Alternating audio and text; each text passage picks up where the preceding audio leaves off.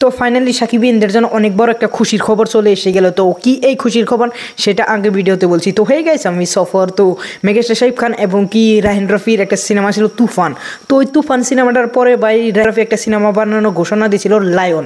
তো এই লাইনটা ঘোষণা দিয়েছিল জিতের সাথে। তো প্রোডাকশন হাউস আসাল ভাই জাজ মাল্টিমিডিয়া। তো জাজ মাল্টিমিডিয়াটার প্রোডাকশন হাউস আসাল, কিন্তু ওই সিনেমাটার বাজেট ভাই হিউজ আসাল। তো লাইন সিনেমাটা যখন পোস্ট প্রোডাকশনের কাজ ভাই ক্লিয়ার হয়ে গেছিল, ক্লিয়ার হওয়ার পর ভাই এটা শুটিংয়ে যাবে, তো তখন এইটার শুটিং ভাই অনেক বড় একটা জাহাজ ভাড়া করে লাগছিল জাহাজ। কারণ এই সিনেমাটা যদি টেক প্লেস করবে, সিনেমাটার গল্প হলো পুরোটা পানি কেন্দ্রে, তো সেই জন্য একটা জাহাজ ভাড়া করেছিল না। তো জাহাজের কস্ট ভাই অনেক অনেক হিউজ ছিল। তো সেই জন্য ভাই বাজেটের কস্ট ব্রেক করে ভাই ওই সিনেমাটা ড্রপ হয়ে যায় রাহিন রফি এবং জিদের লায়ন সিনেমাটা। তো ড্রপ হওয়ার পরে এখন ভাই রিউমার শোনা আছে, এখন ভাই আলোচনা হচ্ছে যে এই লায়নে মেগাস্টার শাকিব খান থাকবেন।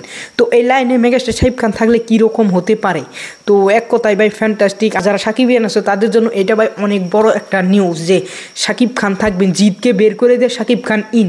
তো তোমরা ভাবতে পারো যে বাজেটের ইস্যুতে জিতকে বাদ দিলেন এবং কি শাকিব খানকে নিলেন।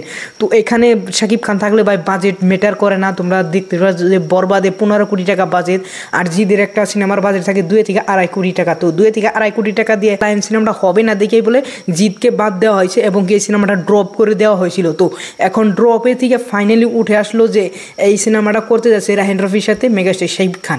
এবং কি রাহিন রফি এবং মেগাস্টার শাকিব খান আসলে ভাই ইতিপূর্বে কী হয় সেটা অলরেডি তোমরা তুফানে দেখে নিয়েছো। তারপরে ভাই তাণ্ডব নিয়ে আসতে আসে, তো তাণ্ডব আরও ভূমিকম্প উঠাবে। তারপর ভাই এই লায়ন যদি আসে তাহলে ভাই লায়ন নিয়ে ভাই সুনামি উঠিয়ে দিবে। ওভারঅল এই নিউজটা নিয়ে তো আমি এক্সাইটেড, কারণ আমি একজন সাকিবিয়ান। আর ওভারঅল এই নিউজটার জন্য ভাই আমি অনেকটাই হ্যাপি যে ওভারঅল এই নিউজটা যে আছে, এই নিউজটা ভাই একেবারে সত্যি না, 100% আমরা সত্যি বলতে পারি না, 90% সত্যি বলতে পারি। আর এটা ভাই এখন শোনা যাচ্ছে রিউমার্স হিসাবে। আর মেগাস্টার শাকিব খানের যে কোনো কাজ তোমরা রিউমার্সে শুনো। বরবাদ রিউমার্সে শুনছিলে, সত্যি হয়ে গেছে।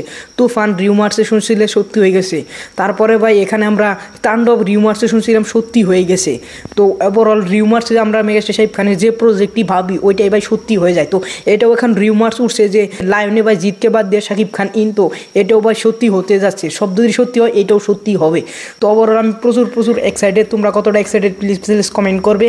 আর যদি এই ভিডিওটা ভালো লাগলে অবশ্যই একটা লাইক করবে। আর অনেক মানুষের ভিডিও দেখো, তাদের 1% মানুষ অবশ্যই সাবস্ক্রাইব করো না, প্লিজ সাবস্ক্রাইব করো। ভিডিওতে অবশ্যই একটা লাইক করবে। Thanks for watching, by.